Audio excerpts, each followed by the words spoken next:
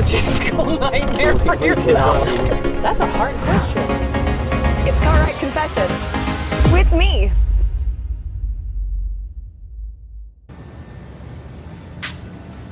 Brent Fikowski, the professor.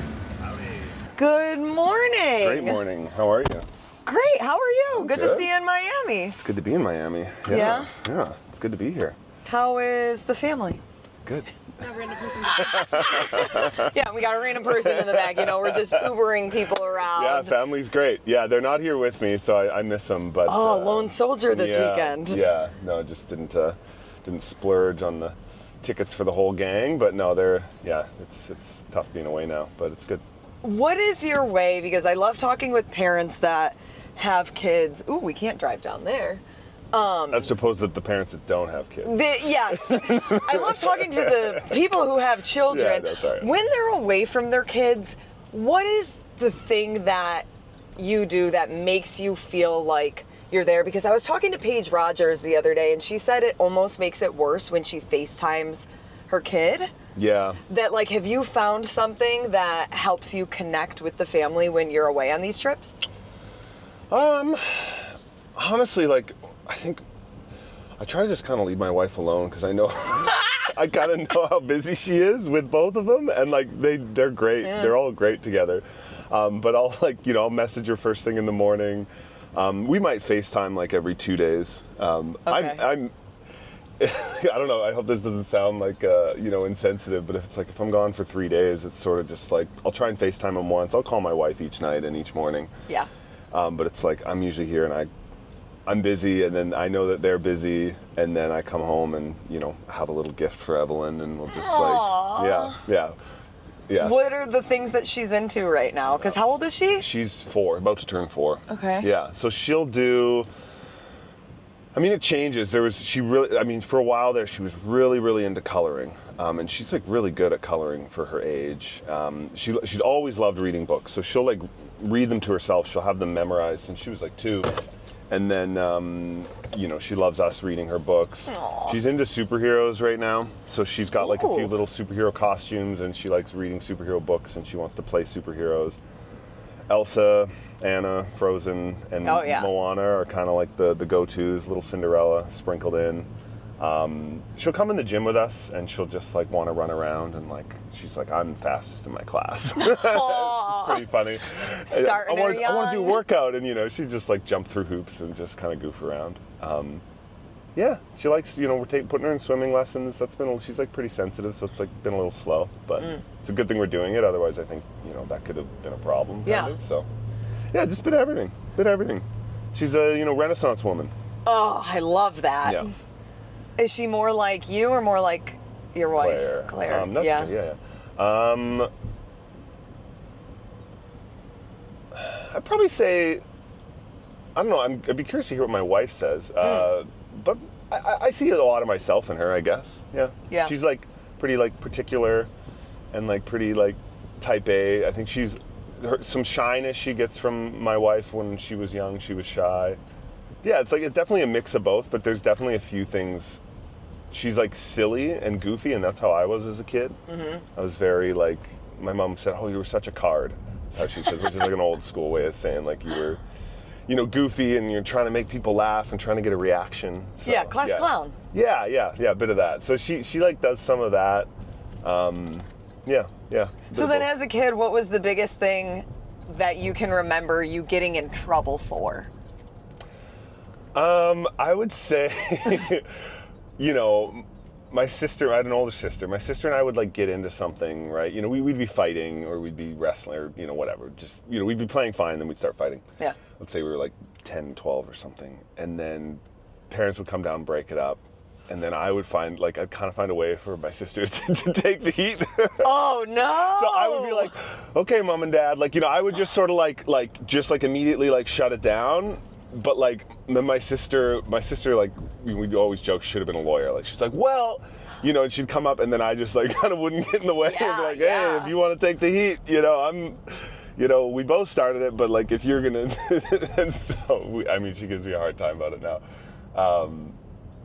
Yeah, so Does that answer the question? Yeah, that does answer the question. Especially like with kids, I'm just wondering if you're kind of foreshadowing, okay, what are the things that we need to look out for in the kids, that the traits they might have taken after us and we got away with, but now we know better. Yeah, no, that's a good... Yeah, no, that's a good question. I'll have to actually, that's probably something I haven't pondered on as much as when you get back to Claire, you two will have to or ask our parents, Yeah, well, so the one little, like, you know, something I see in Evelyn that my parents told me about this years ago, which was like, oh, when you were really young, you know, 4, 5, you had action figures, and I would like put them back, like I'd open it up really carefully and like put them back in the case, and that's like sometimes how I would store them. Okay. Which is obviously very like type A. And they're like, we didn't teach you that. Yeah. You know, like every other kid, you just kind of rip it out and you just throw them in the bin, and you run around with them. And so I remember looking after my toys, but like that level of, and like I kind of see things like that with my daughter, and I'm like, oh, you know, and we didn't, you know, we haven't taught her that, and you know, we're not even as particular as she is about whatever, you know, the cleanliness of things sometimes. So it's pretty cool. It's like, you know, it's not like the nature versus nurture thing. There's definitely a few things where like, oh, that's just who you are, and that's probably never going to change, which is cool. Sure, yeah, it's just part of. Have you ever driven in Miami before? No. It's crazy. I've driven a bit in Bali, and so. Oh. That's like. What were you doing there? I went there for a little bit when I lived in Australia. So that's that's where everyone vacations. Yeah, so, yeah. It was cool. Oh, how fun. Yeah. Food. Oh no, sorry. I went to Thailand, but I got married in Bali. Yeah, in 2018. No, 17. You just buried the 18. lead. Yeah, sorry, yeah. Wow, so was it a destination wedding, or like how would you describe what? Yeah. So we'd been living in Canada for a couple years together. And then because like all of her family's in Australia and all of my family's in Canada, we basically just kind of got eloped, where it was just us and 4 friends. And some of them were from Australia, and some were from Canada. And we met there, and we were there for a little over a week, and that was where, you know, instead of doing the whole big, you know, wedding in the hillside kind of thing, we did it on a cliff in Bali. It was nice. Have you guys ever returned? No. Okay. Maybe one day. Maybe that'll be like the, you know, 20-year anniversary thing or something. But. Yeah. So here in Miami, how long have you been retired? Has it been a full year? Yeah, it was a Rogue 2024, so it's been, you know, a year and 3 months kind of thing. Yeah. I think I already know the answer. No, yeah, please ask. But have you had any moments, even a slight moment, where you're like, ugh, I want to be back out there? Not really, no. The short answer is no. And I get that question asked a lot, and I'm like happy to continue to answer it. But if you're listening now, you know you don't have to ask it. Yeah. But it doesn't bother me. Yeah. But yeah, no, people will ask like, oh, you know, do you get, you know, itchy feet? Like, do you want to be back out there? Oh, I'm like, not at all. You know, like I love this sport. I think it's so cool, and obviously, like any sport you understand and have a connection to the athletes, you're gonna, you know, have a deeper connection to. Like, I think, you know, cricket's cool, but I don't really understand it, so I don't watch it. That's not the next thing on the to-do list. No, but like I say to people, so I stole this from Rob Forte. So at the games in 2022, we did the wall-facing strict handstand push-ups. Everyone's trying to figure them out. Rob Forte is there. He used to coach Jay Crouch, and Rob was like legend in Australia, right? Yeah. So he was like the Rich Froning of Australia. He just won regionals however many years in a row. And I said, Rob, you gonna kick up and like, you know, figure this out with us? And he says, I've done my reps. He has a really dry sense of humor. He says, I've done my reps. And that's what I usually say. I go, I've put in my reps. Like I've done my time. I've redlined. You know, I've put in the hard yards in training, and training's a lot more like fun now. And yeah, just I don't.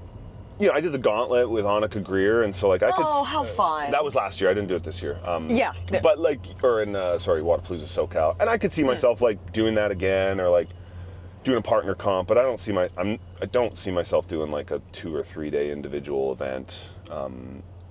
Yeah, it's just not. You're done. You've put in your time. Yeah. And on to other things. It's the same with High Rocks or an Ironman. People, oh, Brent, are you gonna do a High Rocks? You gonna do an Ironman? I'm like, I'm not an Ironman. I don't see myself wanting to put in that kind of training. And if I did a High Rocks, I'd just do it. I wouldn't like do it well. Sure, know? Like just like go and do it, not specifically. On a team, or be like, oh, I did it in like, you know, 80 minutes or something and but I'm not gonna like Brent, you'd be good at it. I'm like, not as good as those Elite 16. I'll tell you that for free. Yeah. Like, I think people, it's like those guys are really, really good now. Like, it's not just, you know, I mean, there's no CrossFitters, whether it's Willie Georges or James, who are fitter than me, that are like, you know, actually keeping up with those. They're like, you know, they're significantly ahead. They're like a good 5% ahead, which is like, that's a lot. Yeah. So yeah, that's my answer.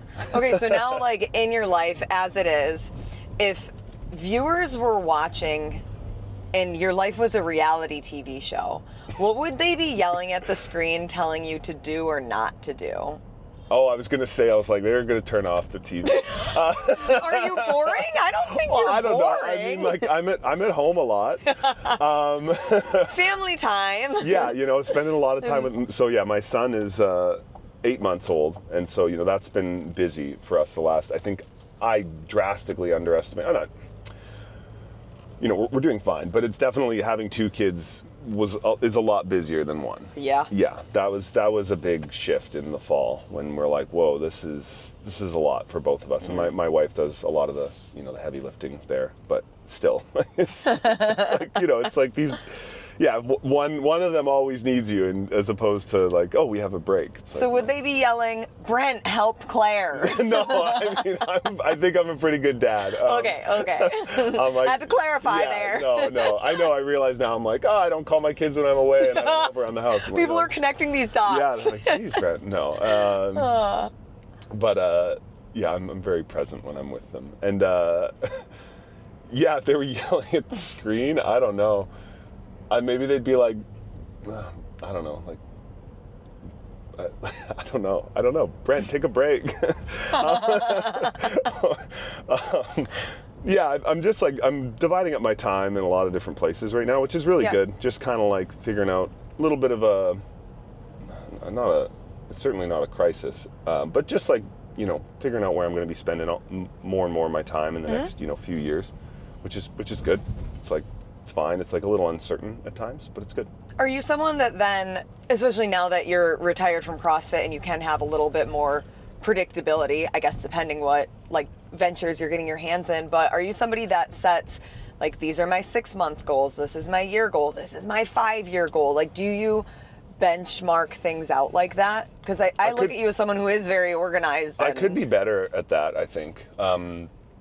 Certainly in, I mean, I always recommend that to people certainly with training, right? I think, you know, if you have a very specific, I don't really believe in like weight loss goals as much as like performance related goals, like, you know, set like a very specific and ideally time-based performance goal. And, you know, that's something great about something like Wodapalooza or doing the High Rocks, is you're like, you know, you're going to train a lot harder and, you know, get in a lot better shape if you have like a specific, like, oh, I signed up for that, right? I'm, you know, and I've done that a bit with some, like, you know, I've got some beach volleyball tournaments I'm looking to sign up for, and that's already like kind of lighting a fire into me to like, okay, Brent, you need to ramp up training just that little bit more, create more time for it so you can be ready.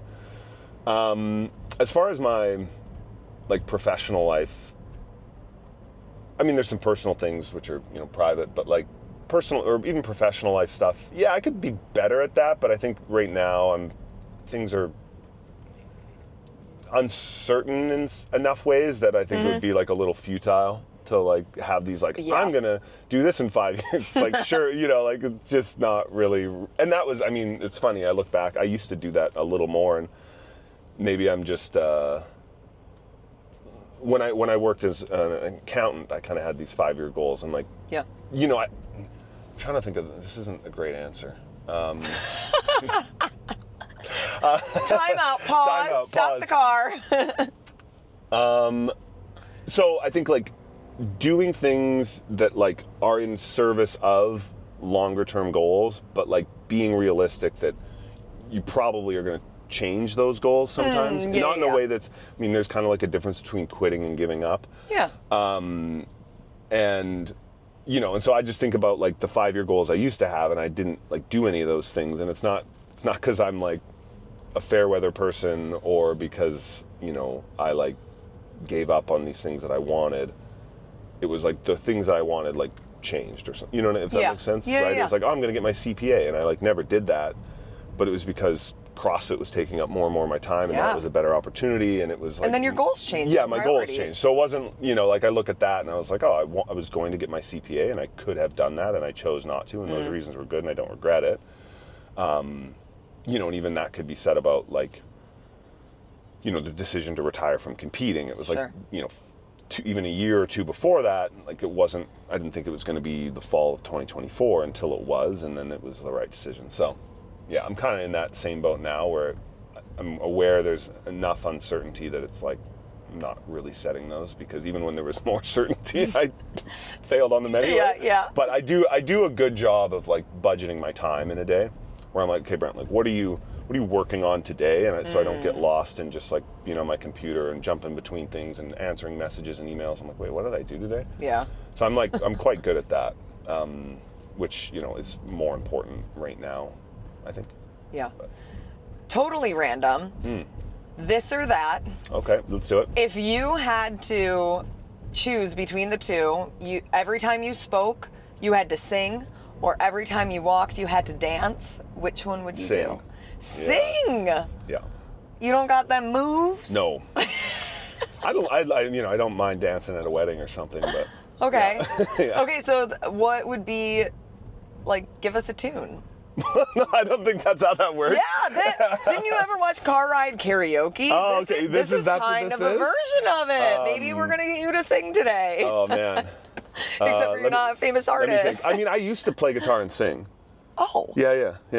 Can we find these on YouTube? Where are they? Where do they live? Yeah, would you want one for the video? I absolutely would want you to send me links. Instead of me singing now, we're going to cut in a video. I think if I can find it, it'll be a video of me singing a Joel Plaskett song. So here's a little trivia. Yeah.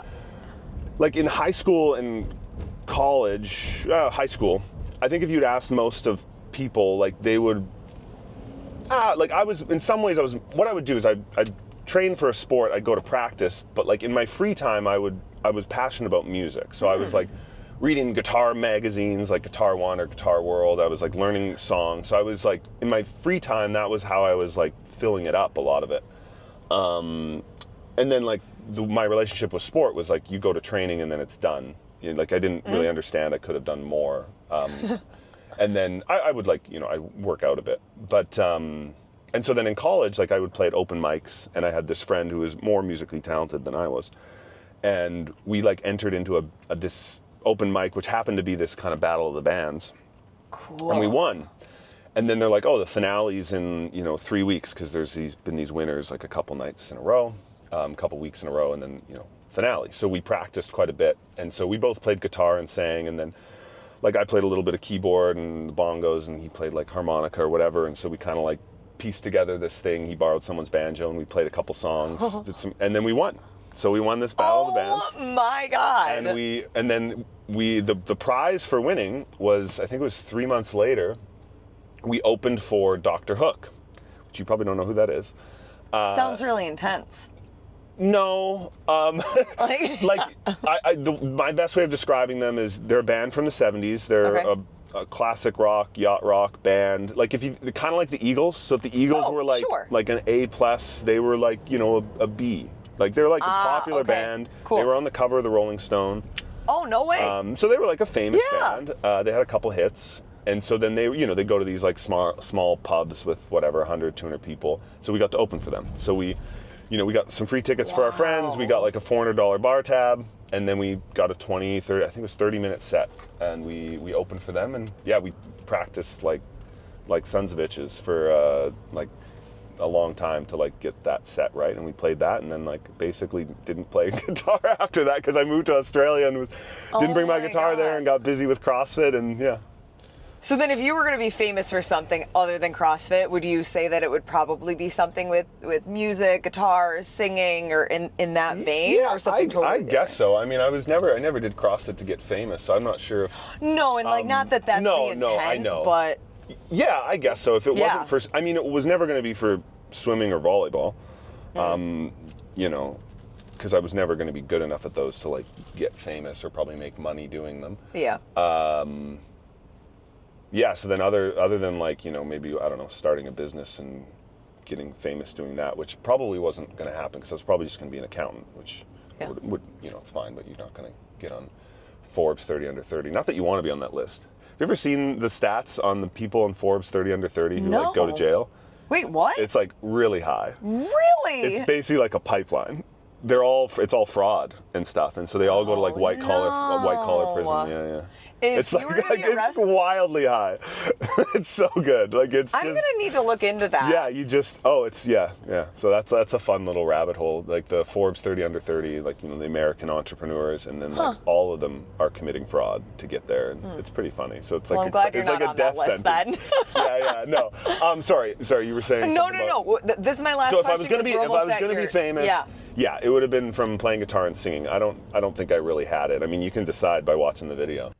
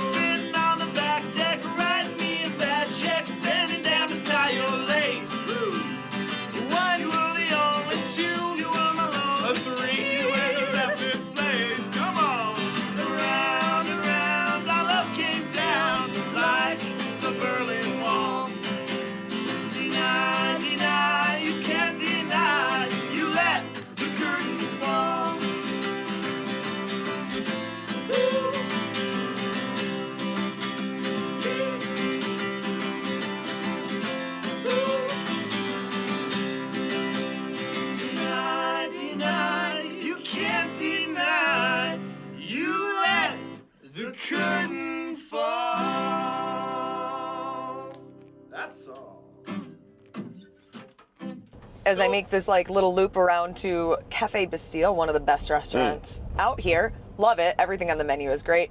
If you were to be arrested for something, what would it be? Well, hopefully not white collar. I guess, I don't know if blue collar crime is good either. If I was to be arrested, I don't know. It doesn't need to be like, oh my gosh, you like need to go to prison, like maybe you're in jail for a night. Probably, just, probably like, in college, just partying with the boys and maybe things got out of hand, like that would be, I don't think I was ever that close, but I was closer then than I am now because I don't really drink anymore, but probably something like that. I don't know. I tend to be a rule follower. Brent Fikowski, a rule follower? I know, right? No way. Hell no, right?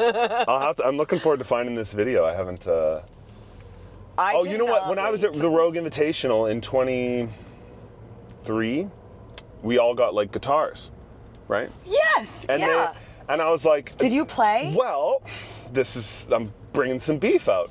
So they got, each year they give everyone something like, it's they did the kilts, yada yada, the tartans, and then that year was a guitar, and I was like, oh, like I can play, and so I like you know, came in and I was like, hey, they had the fake mic set up and everyone's like pretending. And I was like, I'll play. Yeah. Oh, yeah. I'm like, well, do you have one that's like, oh, yeah. And then I'm like, well, this isn't tuned. Like, you know, because it's like all the strings are just super loose. I'm like, do you have one that's tuned? They're like, no, not really. I'm like, I'll play. Like, if you give me a minute, no, it's fine. I'm like, all right. You know, figured if you're in the media team, like you'd want. Yeah. And then sure enough, Dan Bailey, they turn on the mic for him. He's got a tuned guitar and he sings us a little ditty. And I'm like, what is this? This was my shot. And Dan Bailey won up to you. And they roll out the red carpet for Dan, you know. And Dan is certainly, I think he actually like still practices and he's probably better than I ever was. Again, let the internet decide. His resume looked a little nicer than yours. But you know, they got it all ready for Dan. But for Brent, I'm like, hey guys, you want something that's gonna get the clicks? I'll play. Oh man. Anyway. Not bitter about it. That's not why I retired. That's not the reason. Okay, so do you think that you would ever get together with like people like Dan Bailey, or you know, you hear Justin Kotler's got a great voice. I know. Oh, really? Snorri plays. Sean Woodland loves to rock out. Yeah, like I would love to see that'd be sweet. CrossFit band. Yeah, we could do some like really bad covers and then just switch the words to CrossFit words. Yes. Oh, yes. that'd be so tacky. I'm in. Yeah. Just, so good. Just yeah. Yeah. Well, yeah, instead of like, I'm trying to think, you know, instead of Eric Clapton's Cocaine, it could just be Caffeine. We could just sing about like pre-workout and coffee. You know, yeah, there's so many, you know, instead of Paint It Black, it's like Paint It Neon, and it's about like this outfit at Miami. The options are endless, and they'd all be hits. Okay, now when we go back to like, what's your 1-year plan? You need to add this into it. I mean, I'll be honest. The guitar. I mean, I dust off the guitar a little bit every like couple weeks for Evelyn, and she'll like, I'll just be like, play Frozen, and I'll just play the same Frozen song like 10 times in a row. But yeah, I don't make a ton of time for actual mastery. It's like very much dabbling, which is not something I advocate for, but it has its place. Everything has its place. Yeah. It's always great to catch up with you, Brent. We have arrived at the best brunch place. What are you gonna get? Well, I have my own little meal here. Yeah, is it an omelet? It's chicken and waffles. Oh, you're the chicken and waffles. I had that yesterday and it was great. I'm probably gonna mix it up today. I'm feeling eggs. There's no eggs on my dish, so I'm gonna get something with eggs. Probably an omelet or, just lots of eggs.